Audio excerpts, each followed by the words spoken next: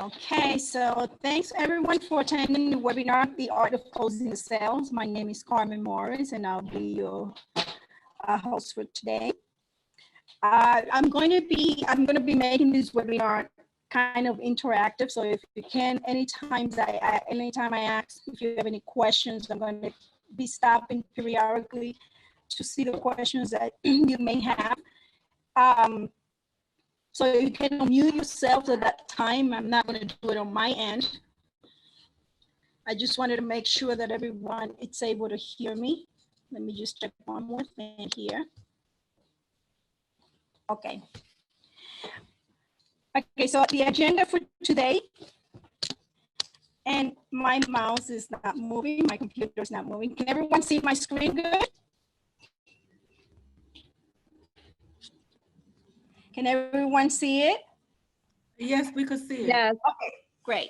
So today the first thing we're gonna be talking about is the opportunities in sales, the psychology of sales, why people buy.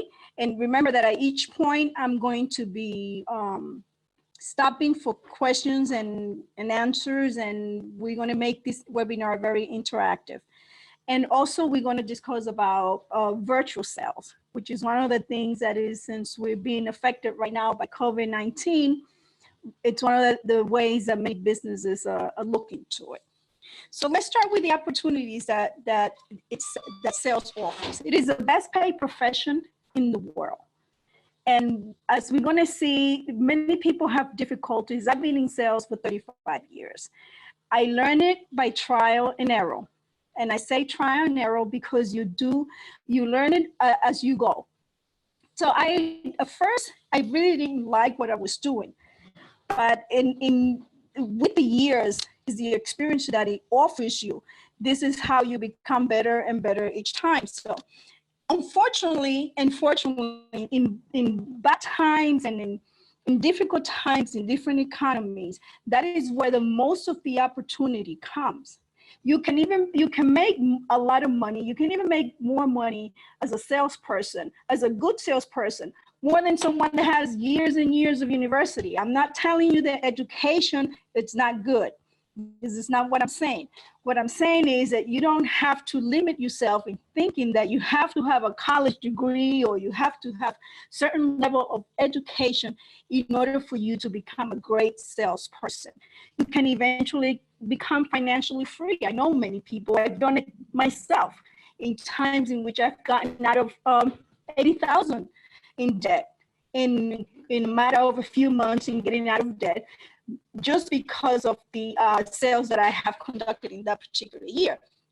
5% of all self-made millionaires in the US, these are people that are salespeople, but they are very, very good at what they do. So when I tell you that there's a lot of opportunities that comes in with sales, the first thing that we need to discuss here is doing a self-assessment. This is where you have to, where I say people have to be brutally honest about the things that really keep them from being an excellent salesperson. You do a self-assessment. These are things that I've done by myself, and I've experienced myself, and I've done it, and it have worked for me. So this is why I'm going to share it with you, as I share with hundreds of people before. You do a self-assessment. The concept of yourself. How do you feel about yourself? Like, for instance, anytime I go into a sales situation where I have to close a contract, or I want someone to purchase something from me, or I'm introducing a particular product into the marketplace, I have to know in what peak state am I in to present myself to my prospect. How do I feel about myself?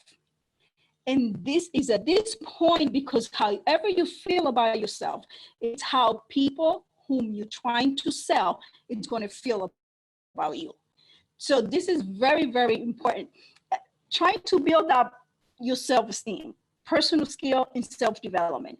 It's one aspect of being an oriented salesperson, a salesperson that that is taking their career and want to take their career to the next level, you can cope. How can you cope with rejection? This is a question. Sometimes we want to sound like, yes, I can cope with rejection. Oh, I don't care what someone says about me, or if the person say no to me when I'm trying to sell them something. I have been in direct sales for many years. And one of the things that you become very, very good at is getting rejected and not really taking it personal. Do you like what you do?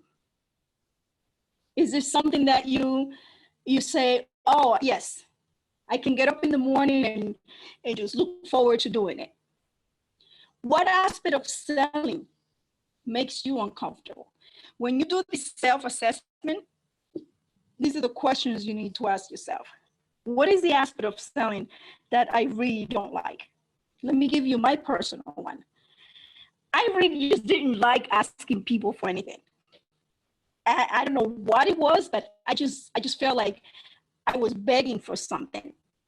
But my mind changed as I started seeing, you know what? I'm not begging anybody for anything. What I'm actually doing in return is that I am giving someone, I am doing a favor to someone, I am bringing value to someone. Am I proud of my profession?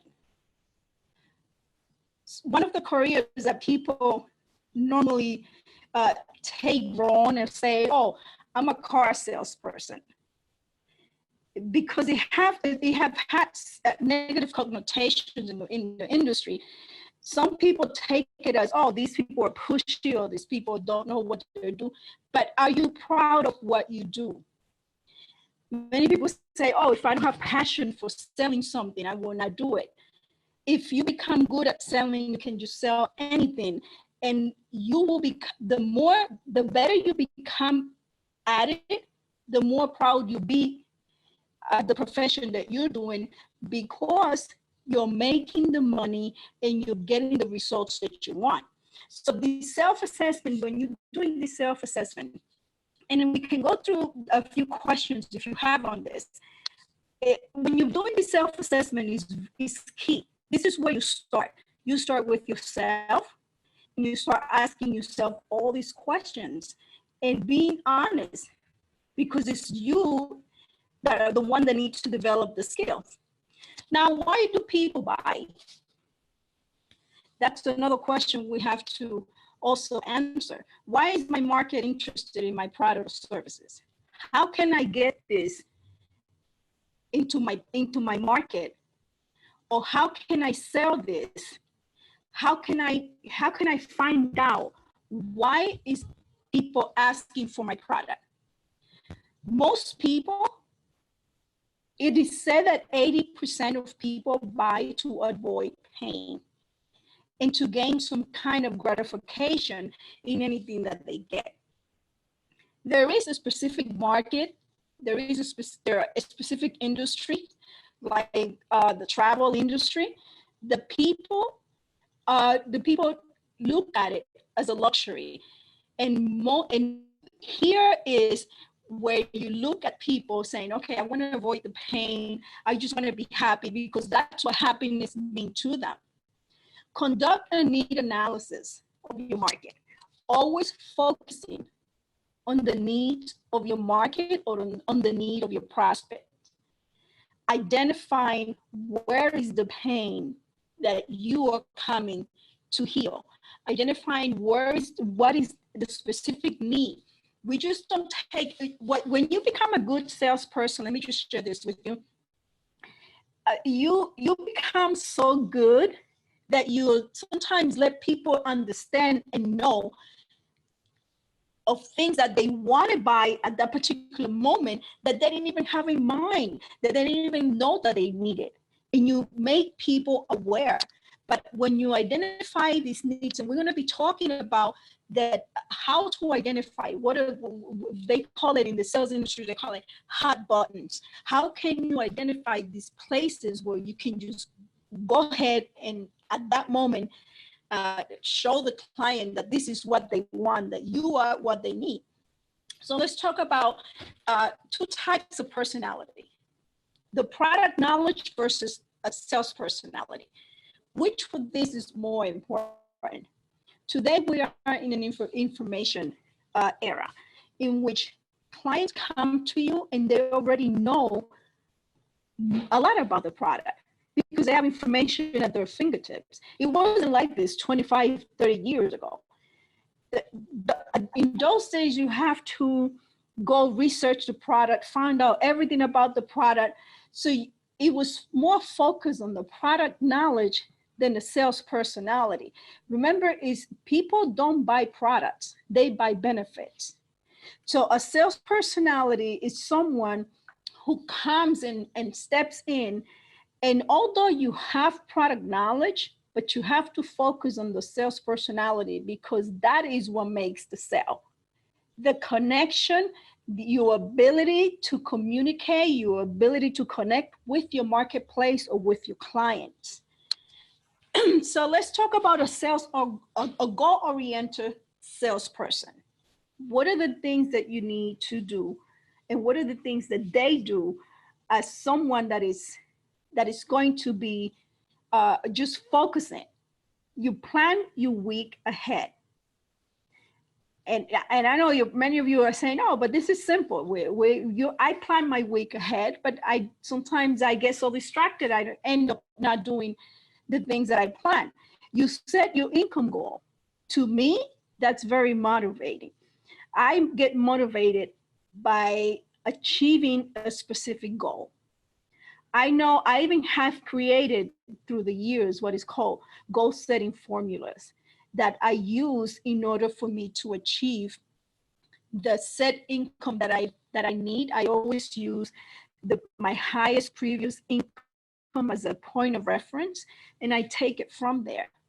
They know what is required of them in order to achieve whatever goal they have already set. So a sales-oriented person, salesperson is someone who keeps the focus on the need of the client, but also establishes a set of goals and that they need to achieve. So I wanted to open up for questions. If anybody have any questions at this point before we go into the 3 simple steps, because this is where we're going to spend most of the time. And if there's anything that you take away today, is these 3 simple steps that you can apply immediately to any market or any industry that you're in, which is engage the prospect, how to engage the prospect, how to enroll them, and to compel them to buy from you.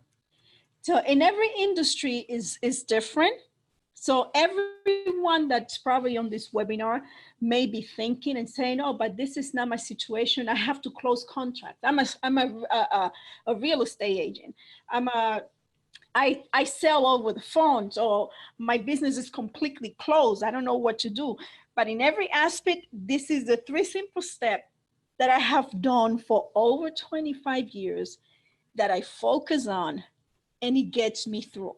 And I have to, maybe I just didn't say much about myself in the beginning, but I have been in sales for over 30 years, not only in the United States, I do international sales. I would say, at 4 continents, not to mention all the countries that I've been through.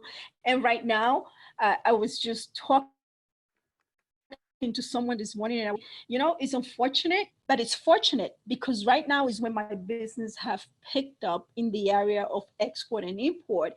And it's in an area I wasn't expecting to have these orders, and it's something that I have a business that I haven't been working so hard on it for the last year or so. And all of a sudden I'm just getting orders and just passing it down to other people that I form alliance with in different countries if I find. So I'm telling you this because here is where we're going to stop. And here, if you have any questions, when I discuss these 3 points, it's key that you understand before we move forward. So let's talk about the process of engagement. knowing your product, that's key. We discussed that. This is very elementary. Yes, you need to know your product, especially today that the consumer comes to you knowing, very educated, knowing all the information there is to know about your product or service when they're seeking your product or service. Keeping a positive mind.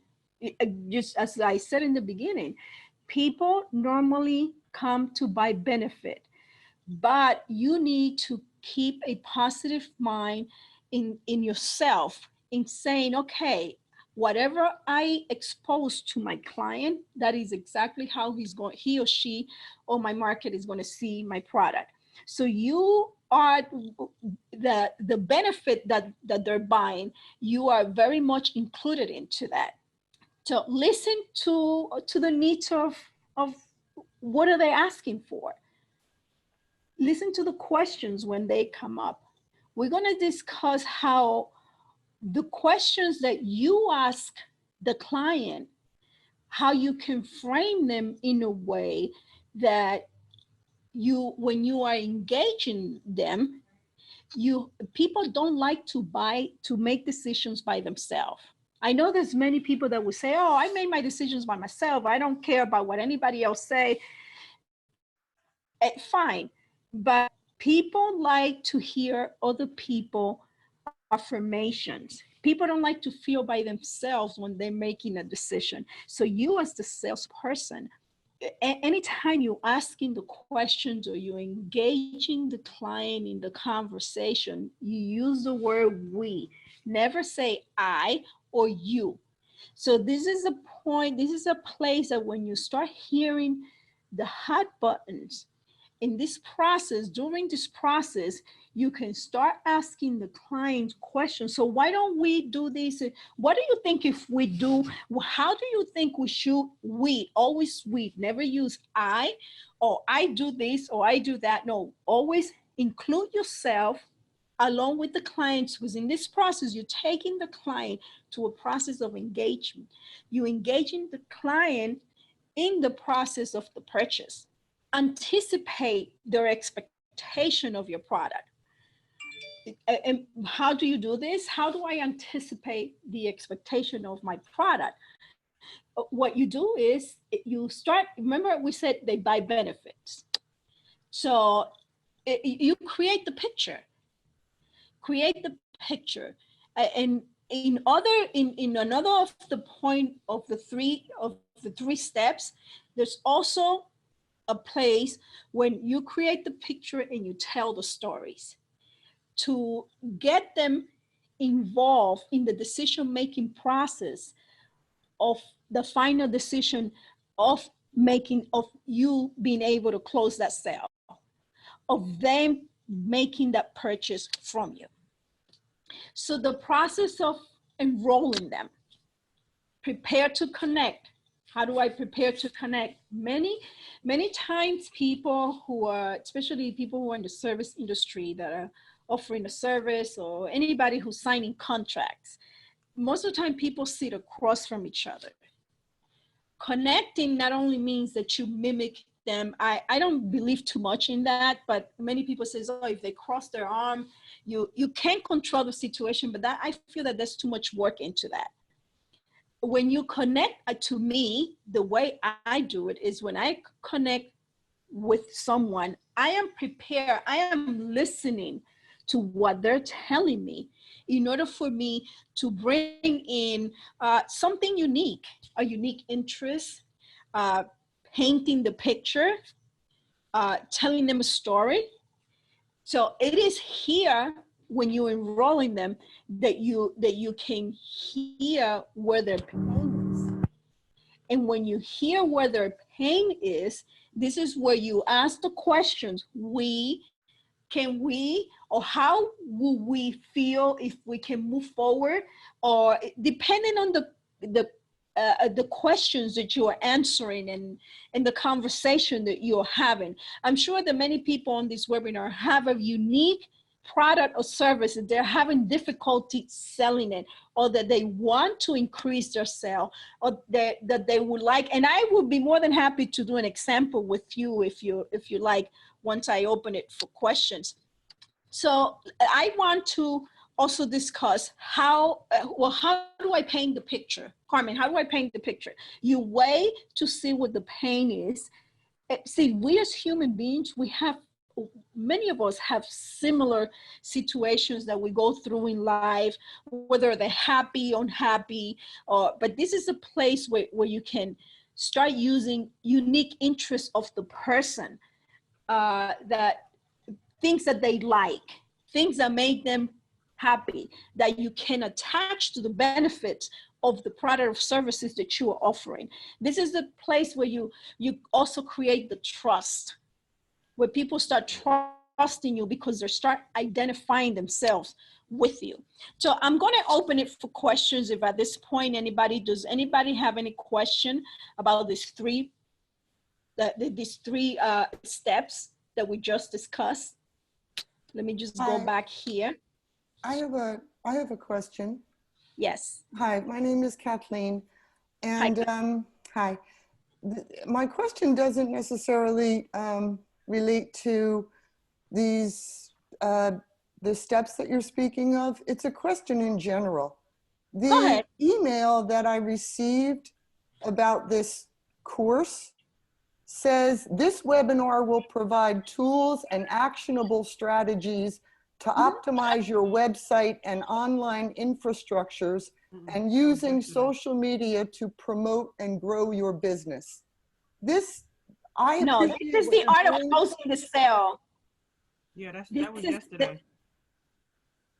This is not that webinar. This is closing sales. You probably have the one on social media that was another day. Well, I got this from Tendai this morning. The art of closing sales confirmation, and the description says this webinar will provide tools and actionable strategies. So this is Sales 101. This is not. Yeah, I know there was another webinar. Priscilla, are you on the line? That webinar was yesterday, I believe. Okay, this is the email though. I got this today at 12:43 p.m. She put the wrong description for this webinar. That webinar was yesterday. Oh, because right. this is the art of closing the sales. Yeah, that's what it says, the art of closing sales confirmation. But so they must have made a mistake in the emails that they sent. I would look into that. Yeah, great. Okay. Because there was another webinar before. But you're more than welcome to stay on the webinar, or if sales is not for you, then I appreciate you being here. Are there any other questions?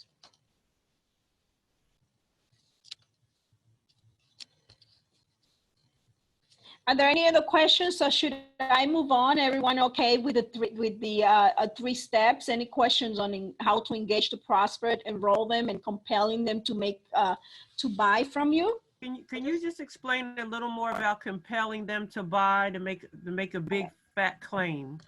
Yeah, the big fat claim is one of my big fat claims that I do with my clients is if I don't double your sales in the next 18 months, then that's a big fat claim. Something that you deliver, and you know that if your product, you will know your product or services. One of the big fat claims that I do with shipping containers is that I educate the client in the logistics. The client is the one who pays the shipping and is supposed to do all the logistics. But one of the big fat claim that I do, that you will be educated in the logistics, and I will get I will make sure that your product gets there to the port of disembark. Thank you. Yeah. Thank So you. making that's how you compare them. When you compare them remember, there has to be a correlation between the compelling and the pain and the need or the benefit that you're offering the client. Thank you so much. And it is at this point that you also ask for the sale. Okay, anybody else in these 3 points before we move forward? Hello? I just Yes. have one question. Oh, Go ahead. Go ahead. Okay. everybody's speaking at the same time. No, my question was simple. So these steps, because my business is more of a service-based business. Is not, I'm not necessarily, well, I guess there's a product involved, but it's not really selling like a product. Oh, here I'm selling. You have an intangible, you're in the service-based industry. Yeah. I'm selling a service. I mean, there is a product that's attached to the service. But but this it's a service. this was perfect for service. Okay, good. I just wanted to know, like, if these principles Yes. apply to anything, not just I selling used a to, specific yeah. product. I used to own a brokerage, Remax broker's office for many years. So and these are I use these steps also as well. Okay, thank you. No, this is helpful. Thank you. Someone else had a question? Hi, can you hear me? Yes. Yes, I hear okay. you. Sorry. So I guess I typed the question in, but I guess I want to just give a little background on that question, which was how best to acquire prospects regardless of industry, and should you do cold approaches? But I guess just to give you a little color on these questions. So I recently took over a business for my father, and he owns, we're really a business to business kind of situation where we sell goods to grocery stores, bodegas, restaurants, bakeries, etc. And so the selling part, we had a salesman who no longer wants to, is going to be retiring. He's out of that age. And so I'm bilingual, and I want to go ahead and try to see if I could take over and dabble in the sales aspect. But, you just can't walk into a restaurant and just start saying, hey, asking the wait staff, can I talk to your owner? I mean, how best to approach this? And also, I know there's situations where, the owner's just not there, right? They own multiple locations. How do you go around this like red tape and try to be able to get this done? Let me ask you a question. You say you just recently took over the business. How long have you been in business? Well, my father's been in business for about 10 years. Okay, so you don't want to reinvent the wheels. Okay, so what I need you to do is there's different times now, and you can use different approaches. You can use as point of reference what has worked that has yield revenue into the business in terms of sales, what have worked in the past. You take the best and incorporate it into a model that you can create. And I'm going to be talking about that ahead of the presentation. Into a model that you can create now in saying, okay, so this is how we're going to approach the restaurants. This is how we're going to approach the supermarkets or whoever your client is. You have to develop that approach, but you can use as point of reference what has worked and how have your company been connecting with your marketplace in the past. So you can take some from there and develop with something new like virtual or offerings or Funkos, whatever it is that you think may work, because now we're not doing business as usual. So we have to reinvent our business model in the area of sales, marketing, or whatever it is, or whatever system of operation you have, it has to be reinvented. So are you in Essex County? No, really we're in Union County, but we operate all over New Jersey. No, it was so that you, because I can sit down with you and help you establish through the center with Newark.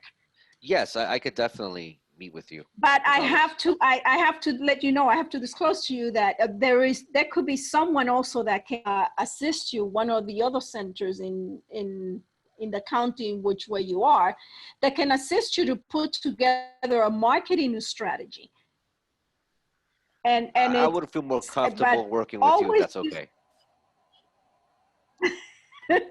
Okay, so you can call the office and talk to the administrative secretary. So the administrative assistant, she would assist you and let you know. Okay, so and we can assist you with that.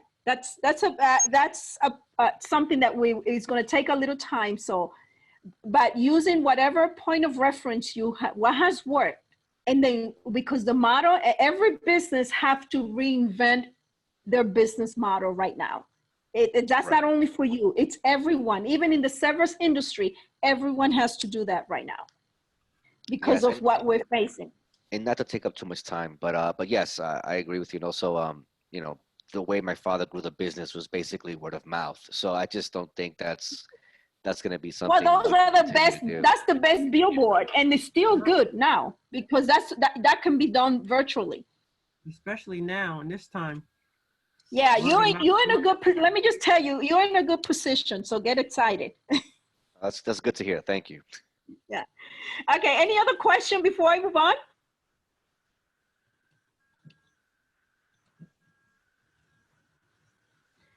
Okay. So let's talk about the 6 mistake, which I don't like to talk about negative things, but these are things that we do in selling. We go to an appointment unprepared, which is pretty simple. We just don't do our homework, and we go not only to an appointment, I'm going to say we get into an industry, or we go into the marketplace, not being prepared, not knowing too much about what is really needed there.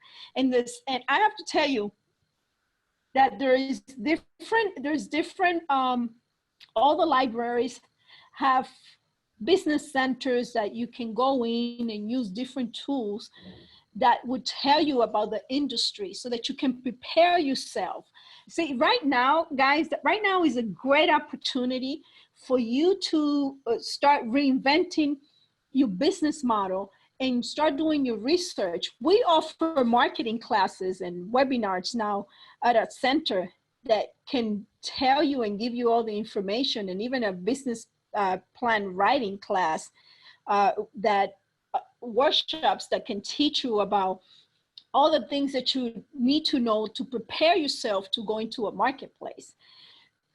Having no knowledge of your product or services, it's something that right now will hurt a salesperson, because you need to know that your market as the palm of your hand.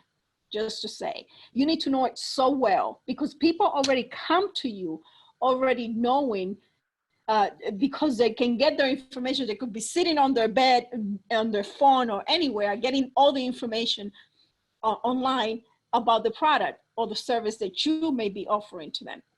But the key one here is that you have no confidence. If we have no confidence on ourselves, so that self-assessment that I was talking to you in the beginning, developing your life skills and self-development, those are key, because if you have confidence, if you are at a peak state, I had to teach myself to get into a peak state. I learned this from Anthony Robbins. I learned all these things in sales, that if you're not at a peak state, when you're getting into when you're presenting a contract, or you're getting in front of salespeople, or you're trying to close that deal, if you're not at a peak state and getting yourself confident enough to face anyone in that room or in your marketplace, it's going to show, it's going to reflect in the outcome of whatever goal you have set for that particular deal.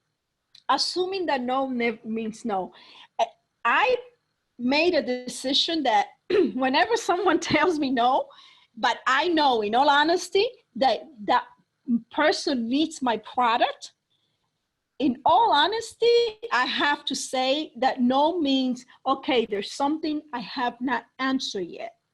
There's a question that person has, that person may not even know that they have that question. So no doesn't mean that they will never buy from you. No only means that there's a question lingering that you have not answered yet. And in these lingering questions, it's where you have to ask for the sale right there. If you don't ask for something, you will never get it. We don't listen We don't listen. We're sometimes so busy during our conversations that we're so busy in trying to figure out in our heads what we're going to say next, that we miss the real pain and the real deal and what is the person trying to convey to us in what they're saying to us. So a part of the things that we don't, the mistakes that we make, let's say, why are the things that we don't like? As I said before, there's a stress that comes with sales. I don't put it that way anymore because I overcame that with the years. I'm not going to tell you that you're going to become this excellent salesperson from day to night, because it takes practice and it takes time. But anyone can do it. You don't need to see to go to a university and get a master's in this and in that to be a great salesperson. I always tell people, my children are the best salespeople I've ever met. They always sold me into buying them what they want. Especially, I don't know if everybody remembers Toys R Us.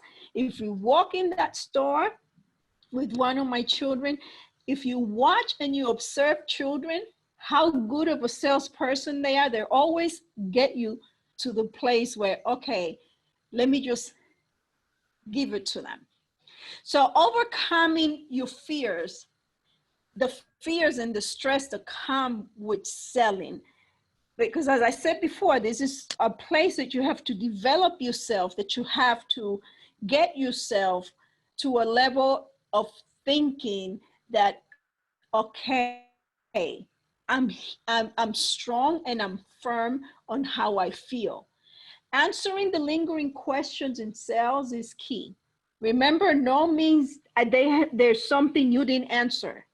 If you honestly know, in all honesty, that your product will solve the problems of that particular marketplace, or that your product or that your services are that you're providing to this particular client on this contract that they need to sign, if they're saying no, that doesn't mean no. It means that they have a question that you have not answered. So continuing the communication and continuing the conversations, it's key. This is a place where you have the chance to just retract a little and listen more clearly to what they're trying to convey to you. Handling the objections comes first. That was one of the things that I used to have a problem with. When people would give me objections, it made me feel horrible. So I had to overcome that. In understanding that an objection means that there are still questions that I haven't answered. I have not done my job correctly. I have not done something. I am missing something. And I have, as a professional salesperson, I have to identify it. I remember when I used to have my agents come to my office saying, oh, Foxton is around offering 1% commission, and there's just too many objections. There's too many things we cannot overcome.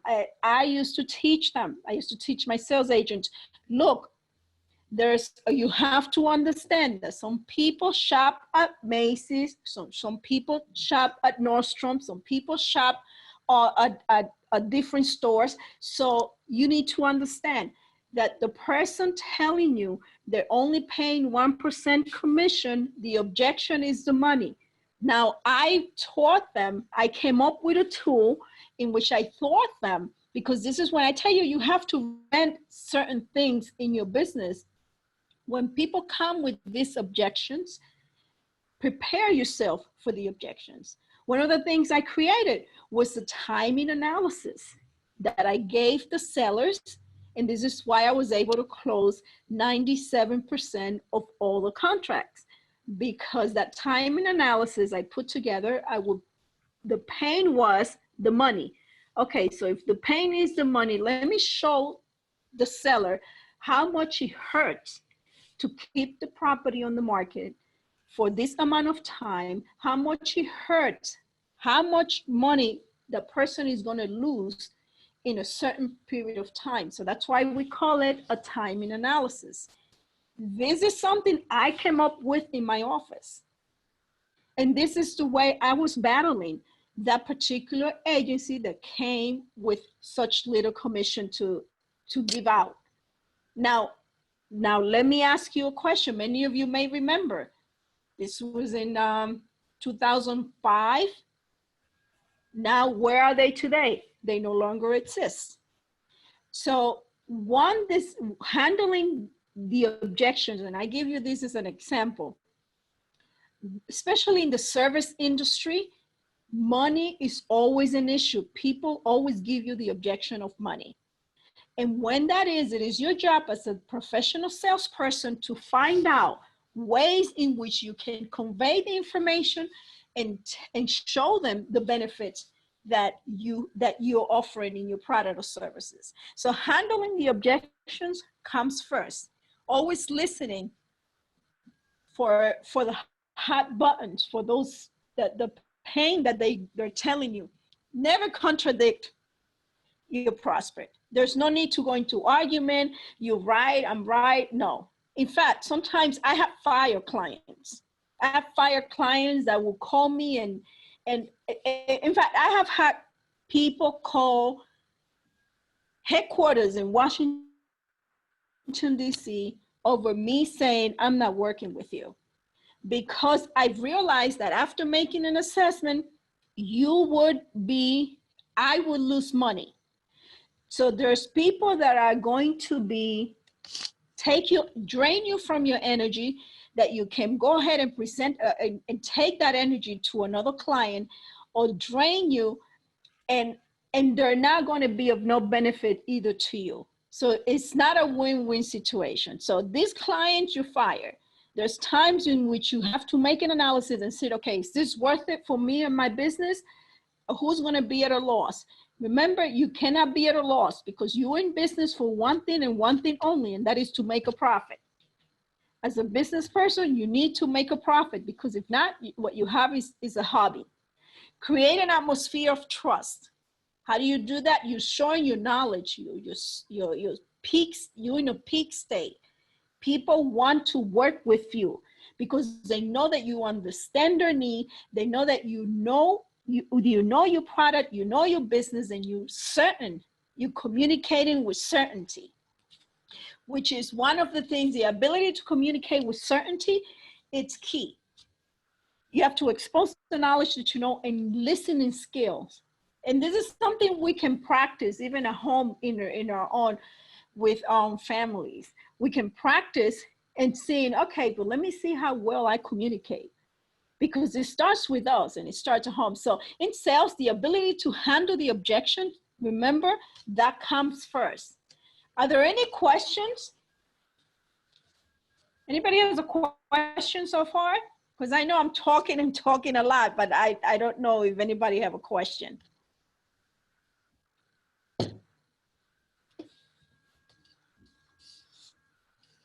No questions, so I'll move on.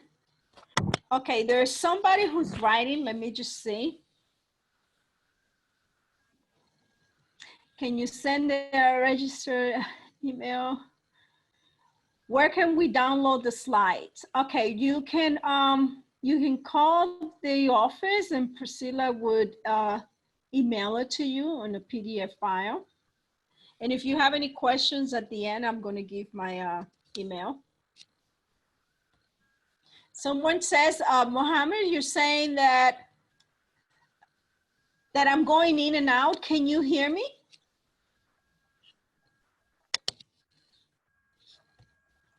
Can everyone hear me? Please acknowledge. Your voice is good now. Can you hear me now? Can you hear me clear? Yes. Okay, great. Okay, so let me just move on. No one has a question? Priscilla, can you check the Q&A and just interrupt me? If anybody has a question, you can go ahead and read it for me. Sure, not a problem. Thank you. Okay, everybody says I'm clear. So let me just continue. Okay, so your aim should always be, as I said, to answer the lingering question. In our large sales, if you're selling a home or uh, if you're selling a container full of material that is going to another country, and you're aiming to $100,000 or $200,000 in profit, then it may take some time. Sometimes it takes me a month to work out one shipment, especially if it's private label. Sometimes if private label takes me 3 months to get that deal together. So it may take longer for you to nail the sale, I say it, or to close that sale, but it's always depending on you answering the lingering questions. Mastering sales is not anything magical. You just have to plan to win, and it takes time. Building your own confidence is key in this, and measuring your performance too. You have to know that what you're doing is working. I always say, don't reinvent the wheels.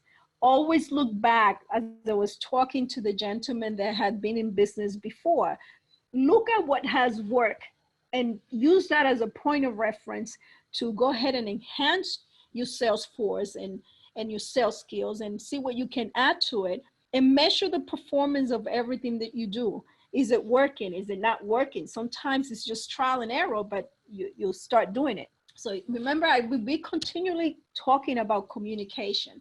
It accounts for 85% of your business, and in your life too, in your everyday life.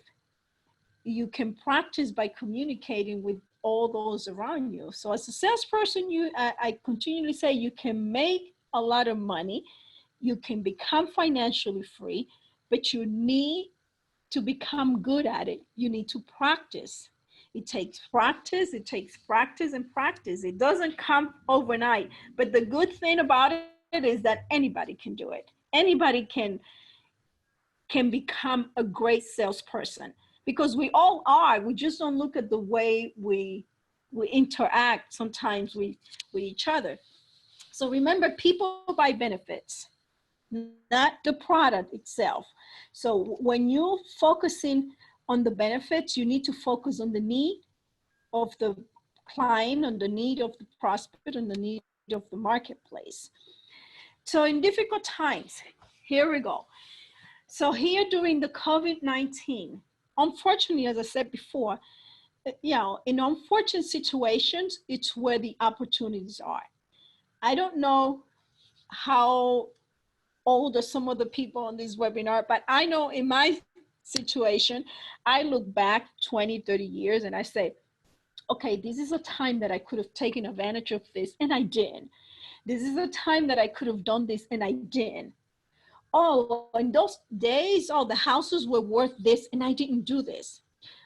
Any time there is a crisis in a country, and we have never seen this crisis before, anytime there's a crisis, there is an opportunity. And if you really sit down and think on what one thing, you don't think about many things because everybody's going to be doing all different things. Just think about one thing that your business can do now, in a way you can restructure your business in a way that you can go ahead and take advantage of the situation. Right now, I have many clients that were saying to me, well, Carmen, I can move this mask, this face mask from Colombia to Argentina to Brazil. Well, how can I do this container here? So right now, logistics companies are making a lot of money because they are working. So now they're restructuring their business in ways that, okay, this is what we did before. Now we can focus on transferring this. It's just reinventing the model of what you're doing. And I know it's difficult. And I know the times are difficult because I don't even listen to the news. I don't hear the news. I tell my daughters, whatever is going on, you guys will let me know. But I just listen to like key information, and I listen to what I need to know. but I focus a lot on my business. As I said, now this current crisis would offer opportunities. So let's focus on the opportunities and what can you do? How can you structure your business to start doing business, more business today than what you did, let's say post this, let's say back in December or last year. Reinventing your model, what I say by reinventing your model is finding ways that you can go ahead and contact your customers. I've been on a platform for over 15 years on Alibaba in which people reach out to me. I have never had so many requests, RFQs, which is requests of quotes for products. Sometimes I don't even see the products. And these are sales that I'm making that I never even thought of, stuff that people are asking for in different countries, Korea, and even all over the place. So they send me requests of quotes for products. And what I do is I source the product and I make the sale. And sometimes I don't even see the product itself. If it's something that is very tangible that I have to really make sure it's functional and I don't know that supplier, then I ask for one sample and it comes to me and then I make the sale. But I'm finding ways to get to my customers, and my customers become the people who are seeking for all these type of products. So this is the time, and I say all this because this is the time that you can reinvent your business model. This is the time to sit down and really see how can you make more sales, taking advantage of the opportunity that this crisis may offer your business. And I know it's difficult, but some of the ways that now the big word now is virtual. Right, yesterday I got a call from Ecuador and saying, well, Carmen, we need you to do a webinar for us. I work with an organization that is in 32 countries and we work with small businesses. So I said to them, well, I'm doing a webinar on sales. Well, oh, that's what we need. We want a webinar on sales. So right now they're putting together to sell a webinar, a sell just about sales. So now I have to work on someone to translate this to Spanish so I can do it also as well. But virtual selling it's something that requires more effort. I'm not going to lie to you. I was very good at closing contracts on the phone 25 years ago, but virtual sales is not easy, but it's very doable. And once you create that connection with your market or with your client, you can offer these services, especially people in the service industry. Webinars, just the way I'm communicating with you right now. Conferences. I charge a certain amount for certain conferences. I have people from all over the US now, friends that I've done business in the past that are saying, okay, this client needs a conference with you for an hour. How much are you charging? But this is a way that my business is picking up from everywhere. Unfortunately, I didn't have a voice for almost a week and a half. And today, well, a few days from today, it's when I'm speaking clear. But thank God that I'm able to continue to do my business virtually through teleconferences and webinars. People who are product-based, who sell products, online stores. You have to find the ways that it's not just opening an online store. There's ways and things that have to get done, and there's professionals that assist you with that. You know, takeouts, home delivery. People are getting very creative with their home deliveries and how they're doing business. I'm even future seeing the stores doing home delivery special orders and just having people take it from this is something I was talking to with a client 2 days ago. You know, is what do you sell? You have a clothing store. You need to get rid of a lot of stuff that is been sitting there for a few months. And what do? You contact your clients, send them pictures, send them videos, and tell them you can go take it to their home and include the price on it. So I was just talking to my daughter this morning, say, I need pajamas. I want to buy pajamas. I don't feel like ordering online. I want to physically, I'm one of those people that like to physically see things.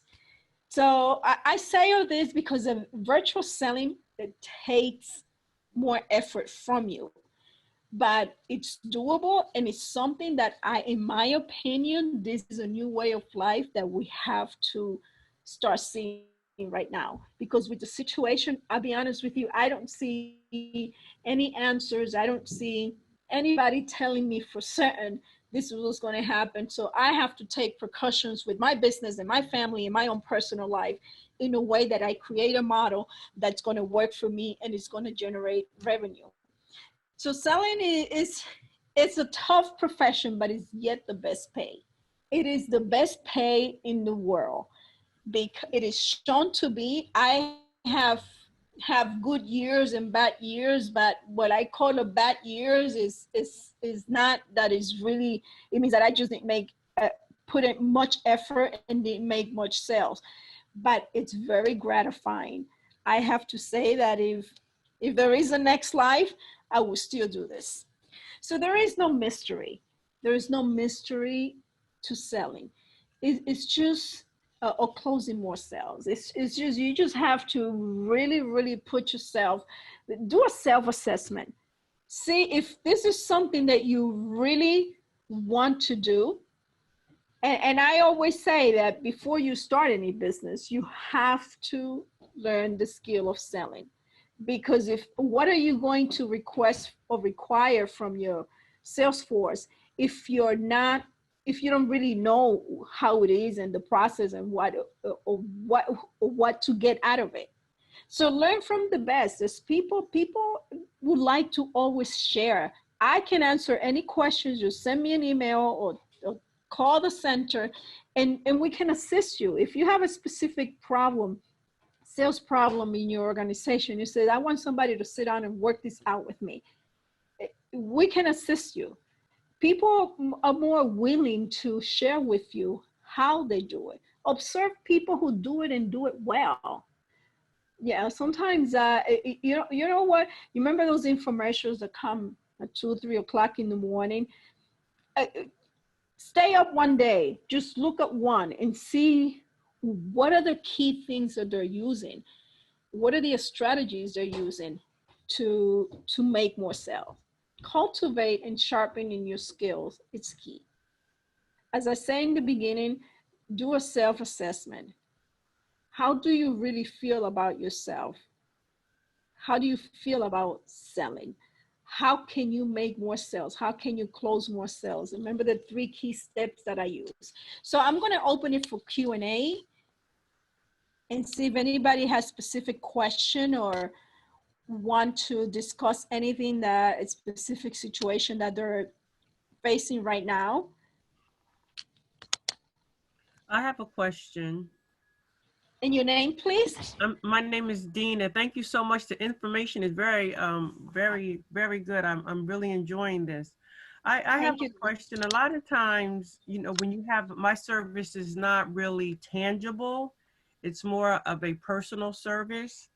Okay. I'm a coach, and I also provide, training in mindset and wellness and things like that, where sometimes you really can't put your hands on it. Some of the things that I do.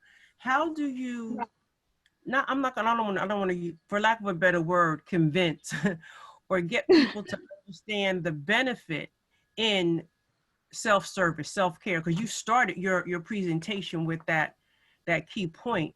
How do you get people to think about investing in their self-care, their mental, emotional, spiritual wellness?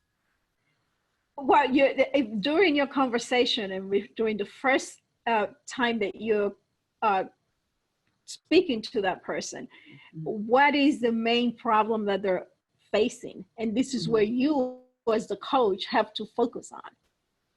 What is the main issue of this person? How is it? And let me just tell you, I know that this is a little bit offline here, but for the purpose of this question that this lady is asking, I want to tell you that most of the time, in most of the businesses that I coach, the main problem, it's personal life. If that is not in order, nothing else will work. Right. So I do what is called a life plan first. I offer a life plan and I have an assessment. Those questions are designed, and I can, send me an email. You're a life coach? Yes. Okay, send me an email. I am going to. Yeah, I call it, it's a wellness coach. Yes. Yes. Okay, so I would share my questions with you. Those questions are designed to make you think. Make you think, and the questions are designed for me to identify what's wrong, what the problem is. Thank you so See, much. as a coach, you have to identify, and many, and I know that in many businesses that I see, the main problem is the personal first, because if you don't clear that, the business will suffer. Mm-hmm. Okay, thank you. You're welcome. Hi, Carmen. Any other question? Yeah, Carmen, this is Manmohan from American Software LLC. Hi, how are you? Good. So, like the first part is this recording going to be made available to us after the session? Priscilla, did you record? Yes, it's being recorded. Okay. Excellent. So my question is, my company is a software company, right? So we are into like application development, consulting services, and also reselling. So most typically what happens is, for example, we are pursuing government contracts and all that. It is, you're not, meeting in person because the procurement process is, it has to be done in a way that the process is set up. So we are replying to RFPs or RFQs or RFOs, everything, right?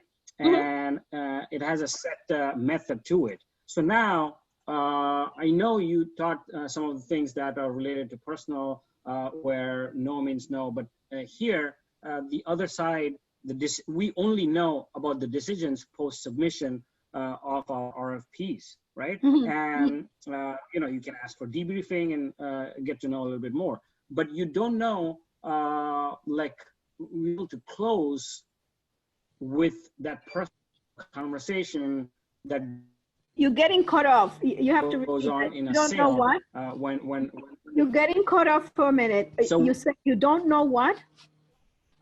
Okay, so I'm repeating that part. So what happens is you don't know how that decision is being made. There might be a debriefing, but there's no personal touch that you can have a conversation with the person. You're talking about the government contract? Correct. Yes, Correct. you do know. You do know that how the decision is being made because they have guidelines, and you should know about these guidelines. No, guidelines are there, but they are so exhaustive, and then there is this pricing aspect. It gets so complicated, even in the pricing, because there are so many components. You might miss some, and that throws off what you're supposed to be profiting from, as opposed to miscalculation leading to a non-profitable venture, right? So let me ask you a question. Have other people obtained these type of contracts in the past? Of course. Okay, so this company have gone through the process, right? I mean, my company hasn't. I mean, we are pursuing, but the bigger companies are more experienced.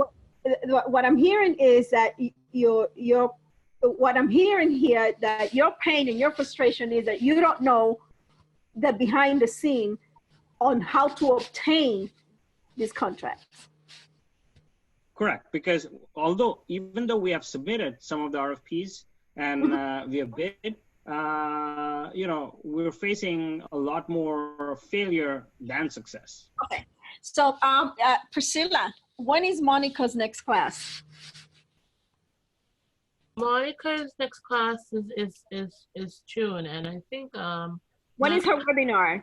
the webinar was on Tuesday, and I think Manuel, he attended the webinar as well. Yep, I did. Okay, so see, because what I'm hearing in your question is that you need to have a full understanding of the behind the scene that is going to get you to your goal.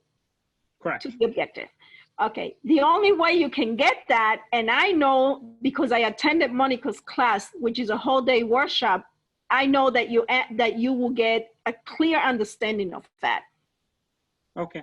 You will So get I a clear guess- understanding. So I recommend that you do that, because if other companies, the reason I ask you the question, that have other companies obtain that same type of contract that you are going after, you say yes. So this is the point where you need to get. So in order for you to get there, I highly recommend that you be in the next class, or that you even seek counsel from her, because she's one of our counselors too. Correct. I mean, I would first take the class. That way it answers and puts a structure to it, and then probably I'll go with the counseling. Because you're completely, because I've taken her seminar. It's a one-day seminar, and I got fully understanding of what the process and everything. And how did that change? How did that change your percentage of wins after you took her class? How did it change? It gave me the knowledge that I needed. How did the percentage of wins change after you took her class? How did my percentage? You're getting cut off. I'm sorry. Oh, percentage of wins, meaning winning the contract. Like if you submitted 5 RFPs. I tell you something. When I pursue a contract, I get it, because I do. But I say when I as a person, and I'm not selling anything, I'm trying to pursue that particular contract. I go to the ins and out of all of the things that I need in order for me to achieve that goal.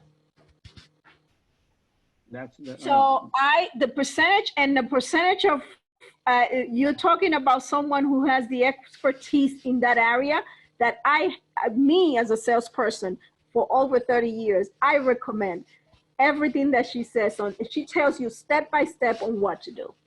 Okay, I mean, that's very good to know. You attended her webinar, right? Yep. Yeah, so a webinar is not enough time, because you have a complex situation in which you're gonna have to step in there and put your model and your system to work and submit that particular, Right, okay. So I highly recommend that you take her. Sure. I mean, Priscilla did already, and then you are another person recommending, and obviously I attended Monica's class webinar. Well, I'm telling you because I have taken it myself. Okay, perfect. Yeah. Great, good to know.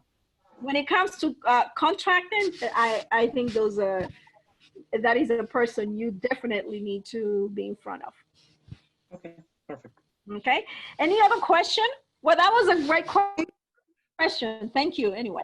Hi, this is Doreen. How are you today, Carmen? Good. How are you? Carmen, I am doing healthcare insurance. In sales, and I started that last year. But I'm really working more with individuals right now, but I wanted to work more with businesses. And a lot of your techniques, I think, would work. I just have to find the market of well, you are there's great opportunities right now for you. Anything that has to do in the health industry. You're really right now is a time for you to really invest your time and resources in looking into which way you want to head in creating a model that's going to work for you. Okay. So right now is don't let this time pass, because it might not come back. Okay. Thank you. Okay. All right. Thanks. Any question? Any other question? Any other questions?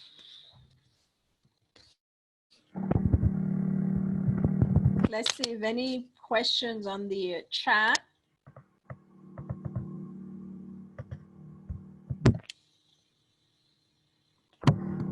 Okay, so if there are, remember, just stay positive and see how you can reinvent the model and what you're doing today.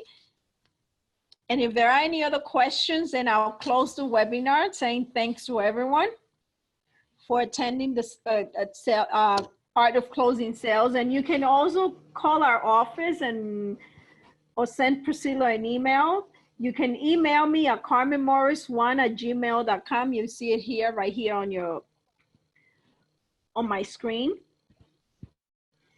If you have any questions, I would make sure if I don't answer you right away, I'll make sure within at least 48 hours you get an email back from me. What was that? Someone was trying to say something? Yeah, this is Manmohan. Priscilla, when would this recording be available? Like today or tomorrow? When with the presentation? Yeah, this recording. Oh, when would it be yeah, made available? she would probably send an email. Okay. She would probably Today, send an tomorrow? email. It normally takes about 24 to 48 hours for the recording to be available. Okay, so if there are any other questions, I'll close the webinar. I thank everyone, and I look forward to seeing you on future webinars. Once again, thank you. Thank you. Thank you. Bye-bye. Thank you. Bye. Bye-bye. Bye. Stay safe. Stay safe, Bye-bye. everyone. Thank you. Thank you so much.